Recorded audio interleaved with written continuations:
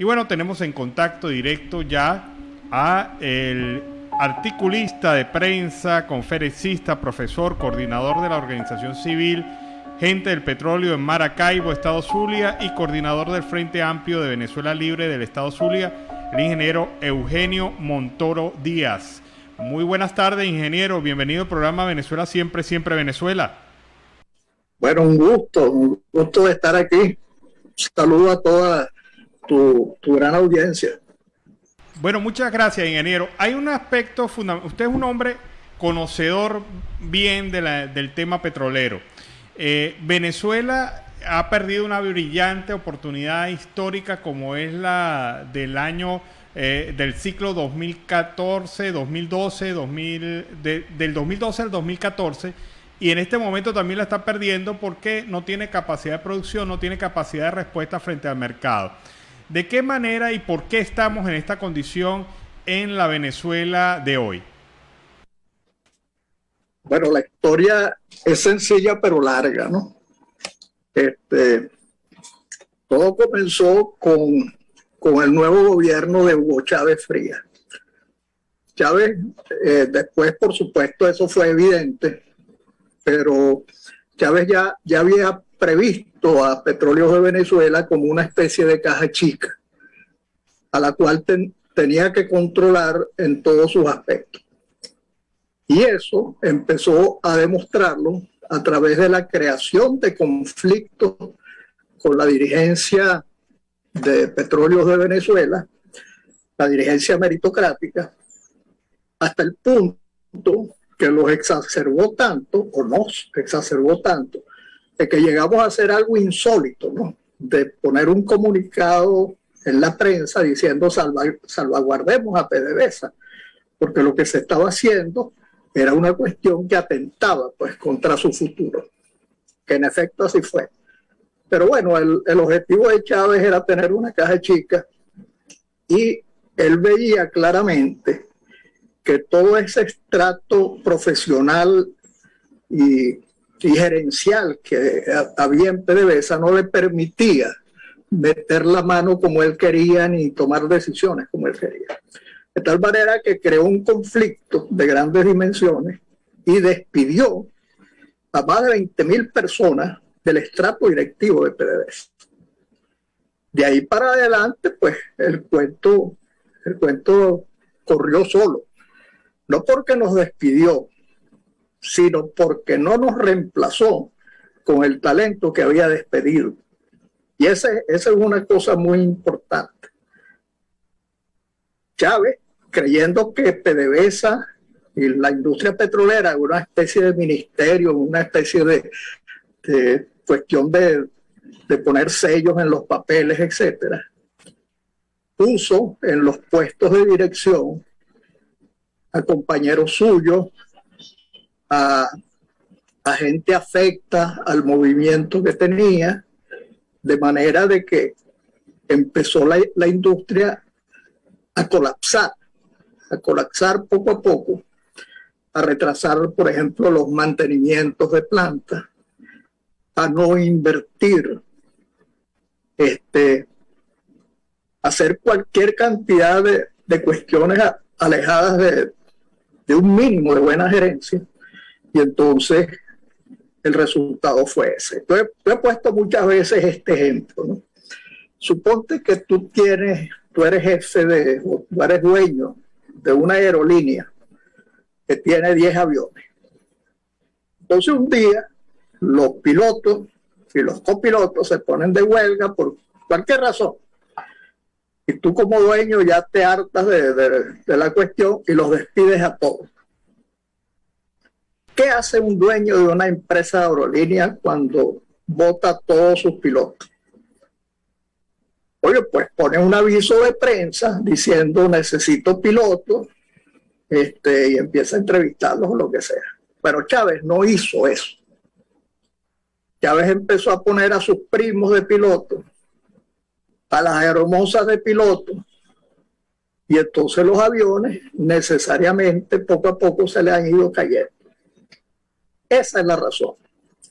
Y esto es muy triste, porque cuando tú cuantificas las cosas Cuando tú le pones en los números reales, es que tú te das cuenta la magnitud del daño que estos pillos le han hecho a Venezuela. En el año 2000, Venezuela producía alrededor de 3.400.000 barriles de petróleo al día. Hoy se producen escasamente 700.000. Pero esa diferencia de casi 2,5 millones de barriles significa, oye las cantidades, 250 millones de dólares diarios que se dejan de percibir. Significa 7.500 millones de dólares al mes. Casi que el presupuesto de muchas naciones pequeñas. Y significa 90.000 millones de dólares al año que se han dejado de percibir por la mala administración de esta gente. Esa es la respuesta a tu pregunta. Hemos visto pasar por PDVSA durante la administración chavista a militares, a abogados. Actualmente el presidente de Petróleos de Venezuela es un abogado, a personas de cualquier signo que no tienen nada que ver con el efecto de la producción de la industria, y ni siquiera entre ellos se reconocen, porque algunos de sus especialistas ni siquiera han llegado a ser mencionados o señalados como parte de la directiva de la industria petrolera. En estas circunstancias, ¿qué perspectiva le observa usted a la industria petrolera venezolana? Bueno, mira, con este régimen muy pocas, ¿no? Porque este es un régimen muy difícil de entender, ¿no? Un régimen con rasgos comunistas marcados, muy ligado a los cubanos y a su régimen, que ha tratado pues de manejar el país con esos criterios. Aquí ha habido, tú sabes, todas las copias que tú quieras hacer del régimen cubano las han aplicado aquí. Que sea el control de precios, que sea el control de divisas, todas, el control de la fuerza militar, por ejemplo, etc. Entonces, ahora es evidente de que el país está hecho triza. Curiosamente, entonces, el nuevo mandatario, Maduro, decide abrirse a la economía, a tratar de recuperar lo que destruyeron durante 20 años, a tratar de recuperarlo ahora. Durante 20 años estuvieron diciendo de que los empresarios eran unos malditos, que eso eran, tú sabes, los causantes, tú sabes, los tipos sin corazón que se llevaban los reales y tal y cual. Durante 20 años estuvieron diciendo que el que hable del dólar lo metemos preso, porque aquí la moneda es el bolívar. Durante 20 años estuvieron diciendo que el control de precios era lo correcto y que el que pusiera el precio más arriba de lo que ellos decían, le ponían una multa, lo ponían preso, lo que sea. Bueno, toda esa cantidad de barbaridades que llevaron al colapso económico pues, del país. Entonces ahora están tratando así como de revertirla. Entonces, 20 años diciendo que el dólar era malo y ahora el dólar es moneda circulante en Venezuela, aceptada por todo el mundo. Es más, hasta tuvieron la desfachatez de sacar una ley poniéndole unos impuestos al dólar, a las transacciones en dólar. O sea, aceptado, tú sabes, totalmente. El control de precios desapareció. Ya no hay control de precios. Ya es el mercado, tú sabes, el odioso mercado que ellos decían y tal y qué sé yo. Bueno, ahora es el odioso mercado el que pone los precios. Y no han cambiado ni siquiera los reglamentos ni la ley que ellos mismos sacaron sobre control de precios. Simplemente dejaron la cosa correr. A los empresarios ahora los abrazan y quieren, tú sabes, que inviertan, llaman a las compañías internacionales para que vengan, etc. Entonces, ese es el panorama que se está desarrollando ahora. Un amigo mío decía, esto es una pequeña perestroika, será, ¿no? O una imitación a tratar de aproximarse a una economía china, a una economía vietnamita. Pero lo cierto, que por lo menos hasta ahora, ¿no? Uno no puede predecir el futuro, pero por lo menos hasta ahora, como ha habido tanto tiempo de desbarajuste, de arbitrariedades, sin ninguna seguridad jurídica, pues aquí se hace lo que manda el Poder Ejecutivo. El Poder Legislativo es totalmente parcial a lo que diga el Poder Ejecutivo. Entonces, como ha habido tanta desconfianza durante tanto tiempo, la posibilidad de esa recuperación económica y esta cosa que se trata de hacer hasta ahora es muy, muy baja, con muy pocos resultados. Hay algunos que dicen, bueno, los pronósticos es que vamos a crecer este año 4% en el PIB. Es verdad. Pero cuando tú bajas en un país 80% del PIB, superar 4 PIB ahora es, tú sabes, multiplicar 4% por casi nada. O sea, eso es una payasada la cuestión. Fíjate tú, yo no sabía esto, ¿no? Pero un amigo mío que conoce estas cosas me dijo que ni en guerra severa los países caen tanto en el PIB. Alemania, la Segunda Guerra Mundial, que la volvieron al final, tú sabes, trizas ahí. Bueno, el PIB de Alemania cayó 45%. Y Venezuela, sin guerra, cayó 80%. Es una buena medida de la calidad de ineptos que están gobernando al país. Nosotros a las próximas generaciones el hecho de tener las mayores reservas probadas de petróleo en el mundo y ver que en perspectiva pues no vamos a tener ni la posibilidad ni el tiempo para aprovecharlas, porque si seguimos con este régimen es imposible ese aprovechamiento, y en una perspectiva que nos abre un horizonte de aproximadamente unos 20 años de petróleo como líder del mercado energético mundial. Sí. Bueno, tú tienes razón, ¿no? Hasta que no haya un cambio político en Venezuela, haya un gobierno decente, democrático y tal, que genere confianza para que vengan compañías serias a invertir en Venezuela, pues eso no se va a lograr. Pero tenemos que seguir luchando para hacerlo, y en eso estamos empeñados muchísimos venezolanos, ¿no? Y todos los días hacemos algo para que eso ocurra.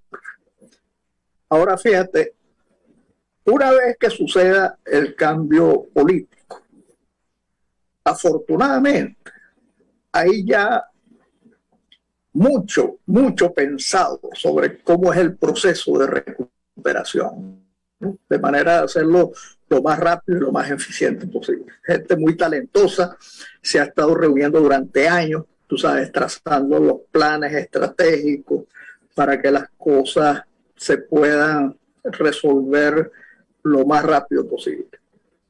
Y las perspectivas sobre los beneficios de estas grandes reservas que tenemos en Venezuela, pues siguen siendo atractivas y seguramente muy aprovechables. Yo vi en estos días un gráfico que pone las proyecciones, las mejores proyecciones hasta ahora sobre las energías, sobre los diversos tipos de energía a lo largo de los años. Hay un gráfico hasta el 2050. Bueno, allí, por supuesto, la energía que más destaca en su crecimiento rápido y con mucha fuerza son las energías renovables. O sea, porque todo el mundo está empeñado en contribuir en esa cuestión por los asuntos ambientales, etc. Entonces, el sector de energías renovables crece mucho, pero el carbón casi se mantiene en el mismo consumo. El gas sube y el petróleo sube su consumo. Entonces uno dice, ¿cómo se explica esto?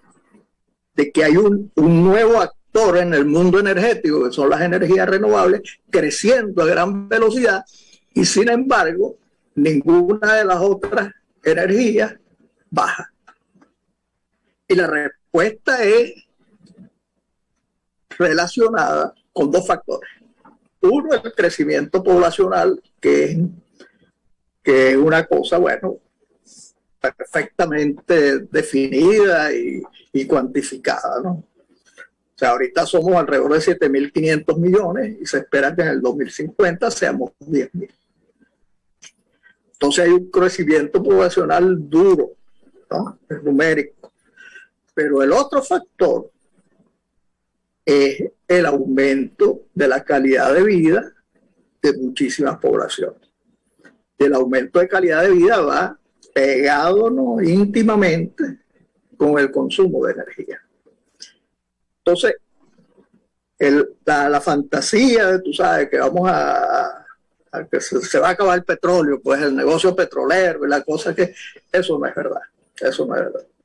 Hasta el 2050 sigue creciendo y no sé cuándo empezará a bajar. Realmente, háblenos de la gente del petróleo. Cumplieron 20 años. ¿Qué está haciendo esta gente del petróleo por Venezuela en este momento? Bueno, pues muchas gracias por la pregunta. Pues sí, estamos cumpliendo 20 años. El 3 de julio del año 2002 se fundó la asociación, casi como una respuesta a las barbaridades que estaba haciendo Hugo Chávez en contra de los trabajadores de la industria, ¿no? Entonces se creó la organización y bueno, se ha mantenido, ¿no?, con sus altibajos, como todas las organizaciones, pero agrupa a un gran número de personas en diversas partes geográficas del país. O sea, donde tenía PDVSA operaciones, ¿no? Entonces, tenemos en el estado Zulia, tenemos en el centro del país, porque ahí estaba Intevep también, tenemos en Anzoátegui, por supuesto, tenemos en Barinas, tenemos en Bolívar, o sea, en casi toda la geografía de Venezuela tenemos una representación. ¿Y qué hemos hecho? Bueno, por una parte, tratar de ayudarnos unos a otros, ¿no? Porque esta es una cuestión de que todo el mundo, la mayoría, por no decir todo de los que lo forman, son las personas que fueron despedidas por Hugo Chávez, los 20.000 que fueron despedidos. Entonces, bueno, una de las cosas es tratar de ayudarnos unos a otros de alguna manera. Y la otra es colaborar para salir del régimen. Nosotros estamos en la línea clarito de que tenemos que hacer cosas para salir del régimen. En ese sentido, nosotros cualquier iniciativa que dice, bueno, nosotros estamos pensando esto y aquello, ahí estamos nosotros para apoyarla, ¿no? Sean partidos políticos, hemos hecho, tú sabes, cosas que nunca habíamos hecho, ¿no? Como acercarnos a los partidos políticos y trabajar con ellos y tal. Así que hemos hasta aprendido un poco de política, ¿no? Pero ahí estamos. Y vamos a seguir en esa tónica dura, buscando la solución política de Venezuela. Y después, por supuesto, colaborar en lo que uno pueda en la recuperación de la industria, ¿no? No es un secreto de que muchas de las personas pues, que estábamos en esos puestos de dirección de la industria, pues vamos a tener que darle paso a gente más joven. Pero la posibilidad de que nosotros hagamos una especie de asesoría, una especie de respaldo a toda esta gente, esta nueva camada gerencial que va a tener que meterse allí, pues eso está sobre la mesa, ¿no? Ahí, y vamos a participar de alguna manera.